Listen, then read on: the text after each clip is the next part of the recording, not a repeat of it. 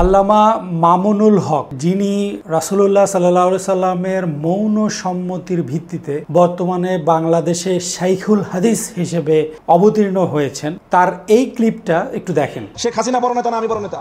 আমি বড় নেতা। বলবেন শেখ হাসিনা তো, খালেদা জিয়া বড় নেতা না আমি বড় নেতা?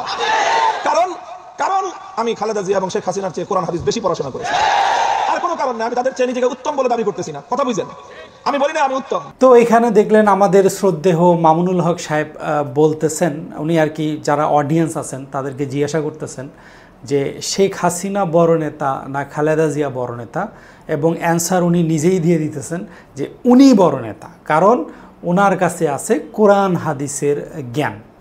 তো আমি আপনাদেরকে রাসূলুল্লাহ সাল্লাল্লাহু আলাইহি ওয়াসাল্লাম যেহেতু আমাদের আদর্শ, তো ওনার জীবন থেকে আমি আপনাদেরকে একটা ঘটনা বলি।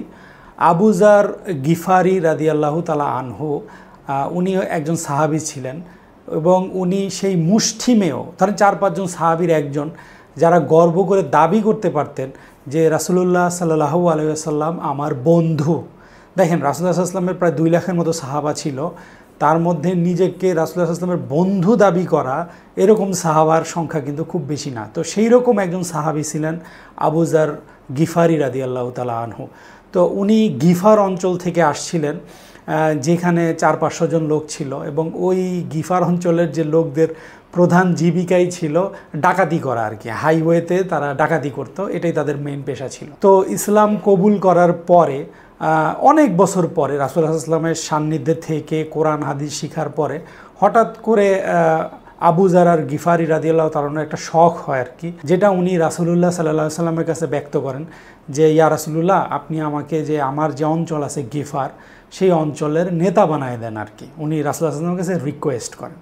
এখন আবু যার গিফারি রাদিয়াল্লাহু তাআলা আনহুকে জুহুদের ইমাম বলা হয়। জুহুদের ইমাম মানে হচ্ছে সেই সব লোকেরা যাদের দুনিয়াবি কোনো ধরনের লোভ লালসা নাই, যে দুনিয়াতে যে একটা ঘর বানাবে সেটার ইচ্ছাও তাদের আসলে কাজ করে না। আপনারা একটা গান শুনছেন যে একদিন মাটির ভিতরে হবে ঘর, ও মন আমার কেন বান্ধ দালান ঘর, মানে বিষয়টা হচ্ছে যে একদিন তো মারাই যাবেন, তো শুধুই কেন বাড়িঘর তৈরি করা, এটা হলো এক ধরনের ফিলসফি আর কি। তো ওই ধরনের ফিলসফিতেই ছিলেন আসলে আবু যার গিফারি রাদিয়াল্লাহু তাআলা আনহু, আরও অনেক সাহাবা, যার জন্য তাকে জুহুদের ইমাম বলা হয়। তো এটা তারা মোটামুটি স্পষ্ট যে দুনিয়ার লোভ কিন্তু তার ছিল না, জাস্ট খালি ওনার একদিন শখ হয়েছে, উনি রাসূলুল্লাহ সাল্লাল্লাহু আলাইহি সাল্লামকে বলছেন যে আমাকে একটু নেতা বানায় দেন। তখন রাসূলুল্লাহ সাল্লাল্লাহু আলাইহি ওয়াসাল্লাম বলছিলেন, আবু যার, নেতা তো তুমি হতে পারবা না, নেতা হওয়ার যে কোয়ালিটি সেটা তোমার মধ্যে নাই, সেটা হইতে পারলে ওমর হইতে পারবে, কিন্তু তুমি হইতে পারবা না। তো এখানে পয়েন্ট টু বি নোটেড যে কোরআন হাদিসের জ্ঞান থাকলেই যে আপনি একজন নেতা হইতে পারবেন, এটা কিন্তু আসলে ঠিক না। অথচ আমাদের শাইখুল ইসলাম মামুনুল হক সাহেব কিন্তু বলতেছেন যে উনি উত্তম নেতা, বড় নেতা। কেন? কারণ ওনার কোরআন হাদিসের জ্ঞান আছে। ওনার হয়তো অর্থনীতির জ্ঞান নাই, পররাষ্ট্রনীতির জ্ঞান নাই, কিন্তু উনি বড় নেতা কারণ ওনার কোরআন হাদিসের জ্ঞান আছে। রেফারেন্স কি? রেফারেন্স উনি নিজে, রেফারেন্স উনি নিজে, আর কোনো রেফারেন্স উনি আসলে কোনো ধরনের কোয়ালিফাইড রিয়েজন কিন্তু উনি বলতে পারে নাই, সেটা হলো কোরআন হাদিসের। তো আমরা ওই হাদিস থেকে যেটা শিখলাম, ঘটনা থেকে, যে কোরআন হাদিসের জ্ঞান থাকলেই নেতা হওয়া যায় না। নেতা হওয়ার জন্য যে জিনিসটা লাগে সেটা হচ্ছে ন্যায়ের পথে অবিচল থাকা, যত ঝড়ঝাপটা আসুক না কেন সব সময় সুবিচার করা, অন্যায়কে প্রশ্রয় না দেওয়া। যেই কোয়ালিটিটা আমাদের মামুনুল হক সাহেবের মধ্যে আছে কি না আমার একটু সন্দেহ আছে। আমি আপনাদেরকে আরেকটা উদাহরণ দিয়ে বলি। যখন হযরত মুহাম্মদ সাল্লাল্লাহু আলাইহি সাল্লামের ইন্তেকাল হয়, এরপরে কিন্তু পুরা ওই সময় তৎকালীন মুসলিম সমাজের মধ্যে একটা কেওস লেগে যায়, সবাই শোকাহত থাকে, এবং ওই সুযোগটাকে কাজে লাগায়া কিছু মদিনার বাইরের থেকে লোক তখনকার যে খলিফা হযরত আবু বকর রাদিয়াল্লাহু তাআলা আনহুর কাছে আসে যে এখন তো রাসূলুল্লাহ সাল্লাল্লাহু আলাইহি ওয়াসাল্লাম নাই, তো এখন আমরা ইসলামে আসি কিন্তু আমরা যাকাত দিব না। তো এরকম সিচুয়েশন যখন হয়, তখন ওমর রাদিয়াল্লাহু তাআলা আনহু সহ আরও বড় বড় যারা সাহাবারা ছিল, তারা আবু বকর সিদ্দিক রাদিয়াল্লাহু তাআলা আনহুকে তারা রিকোয়েস্ট করেন যে আসলে দেখেন এখন দেশের যে পরিস্থিতি, আমাদেরকে আরও শক্ত হইতে সময় লাগবে, আপাতত আপনি এটা মেনে নেন, পরে আমরা না হয় বিষয়টাকে দেখব। কিন্তু আবু বকর আর সিদ্দিক রাদিয়াল্লাহু তাআলা আনহু, যিনি অনেক সফট নেচারের ছিলেন, ওমর রাদিয়াল্লাহু তাআলার মতো তো হার্ডলি উনি ছিলেন না কখনোই। সবাই ভাবছিল হয়তো উনি এটা মেনে নেবেন, because he is a very soft nature, কিন্তু উনি কিন্তু এটা মানেন নাই। উনি বলেছেন যে যদি ন্যায়ের পথে থেকে আমাকে একা যুদ্ধ করতে হয় ওদের বিরুদ্ধে, তাহলে আমি একা যুদ্ধ করব, কিন্তু জাকাত এটা হলো মুসলিমদের হক, ইসলামে এটা ফরজ। তো কোনো ব্যক্তি নামাজ মানবে কিন্তু জাকাত মানবে না, সে মুসলমান হইতে পারে না, তাকে অবশ্যই জাকাতও দিতে হবে। এবং উনি ওনার যে সিদ্ধান্ত এটাতে অটল ছিলেন। পরে সাহাবারা ওনাকে সমর্থন করছেন এবং ধীরে ধীরে উনি ওই যে কেওস একটা যে সিস্টেম ছিল ওইটাকে উনি ওভারকাম করছেন। তো নেতা হইতে হইলে যদি আপনাকে অন্যায়ের সাথে কম্প্রোমাইজ করতে হয়, তাহলে আপনি আসলে নেতা, ইসলামী পরিভাষায় আপনি কোনো নেতা হইতে পারবেন না। ইসলামী পরিভাষায় আপনাকে যদি নেতা হইতে হয়, তাহলে অন্যায়ের সাথে কখনোই কোনো ধরনের কম্প্রোমাইজে আপনাকে যেতে পারবেন না।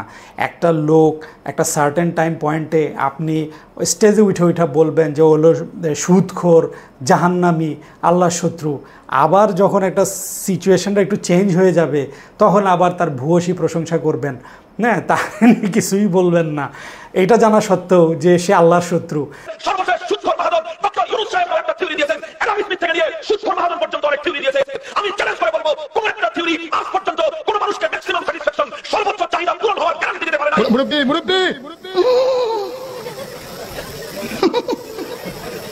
তো তাহলে আপনি তো অন্যায়ের সাথে কম্প্রোমাইজ করেন।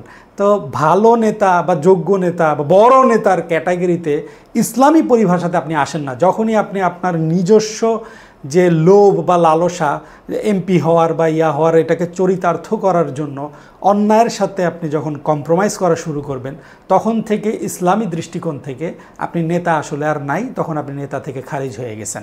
তো ওই যে কোরআন হাদিস শিক্ষা মানে জানলে যে আপনি বড় নেতা হয়ে যাবেন, এটা আসলে সম্পূর্ণ ভ্রান্ত কথা। এবং আমি এই শাইখুল ইসলামের ক্ষেত্রে আমি যেটা খেয়াল করছি, যে উনি ওনার ওয়াজের মঞ্চকে একটা রাজনৈতিক মঞ্চ বানানোর ওনার একটা টেন্ডেন্সি আছে। কথা হচ্ছে খুবই সিম্পল, আপনি যদি রাজনীতি করেন তাহলে ফুল টাইম রাজনীতি করেন, আর যদি আপনি দাওয়াতি কাজ করেন তাহলে ফুল টাইম দাওয়াতি কাজ করেন। আপনি দাওয়াতি কাজের কথা বলে লোকজনকে নিয়ে আসবেন আর ওইখানে শুরু করবেন আপনার পলিটিক্যাল এজেন্ডা, এটা তো ভাই আসলে কি বলবো, এটা তো কোনো মুসলমানের কাজ হইতে পারে না। হ্যাঁ, এটা যদি হিন্দুরা করে, খ্রিস্টানরা করে, তো সেটা তারা করতে পারে, বাট কোনো মুসলমান তো এই ধরনের দ্বিচারিতা সে গ্রহণ করতে পারে না। আপনি রাজনীতি করলে ফুল টাইম করবেন, আর যদি আপনি দাওয়াতি কাজ করেন তাহলে দাওয়াতি কাজে কখনো আপনি কোনো ধরনের রাজনৈতিক বক্তব্য দিবেন না, ওটাকে এড়ায় চলবেন। আপনি যদি আজকে দাওয়াতি কাজ না করে 5টা লোকরা যদি আপনি একটা মঞ্চ তৈরি করে, রাজনৈতিক মঞ্চ তৈরি করে যে 5 জনের ডাক দেন, আমার মনে হয় না 5 জন আসবে। হ্যাঁ, উনার যে মাদ্রাসার যে নিরীহ ছেলেরা আছে, ইয়াতিম ছেলেরা আছে, যাদের আসলে যাওয়ার কোনো জায়গা নাই, হুজুর ডাক দিলে তো যাইতেই হইব, নাহলে তো মাদ্রাসা থেকে বের করে দিতে পারে, হয়তো তারা হইলেও আসতে পারে। আমার মনে হয় না সাধারণ জনগণকে কাছে টানার মতো কোনো ধরনের ক্ষমতা আমাদের এই শাইখুল ইসলামের আছে। ওই শুধুমাত্র ওইটাই আছে যে ওনাকে ডাকবেন হলো ওয়াজ নসিহত, আল্লাহর কথা, রাসূলের কথা বইলা, তখন উনি ওনার এই যে বিভ্রান্তিমূলক কথাবার্তা, ম্যানিপুলেটিভ কথাবার্তা বইলা ওনাদেরকে আরেক জায়গাতে উনি ডাইভার্ট করবেন।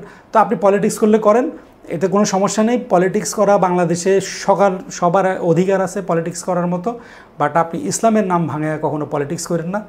যদি আপনি ওয়াজ মাহফিল করেন, রাজনৈতিকভাবে আপনি মানুষকে সচেতন করতে পারেন, বাট নিজের আইডিওলজি আরেকজনের উপরে চাপা দিতে পারেন না, যার সাথে ইসলামের কোনো সম্পর্ক নেই। এখন পরিশেষে বুঝলে বুঝপাতা, না বুঝলে তেজপাতা। সবাই ভালো থাকবেন, সুস্থ থাকবেন। আসসালামু আলাইকুম ওয়া রাহমাতুল্লাহি ওয়া বারাকাতুহু।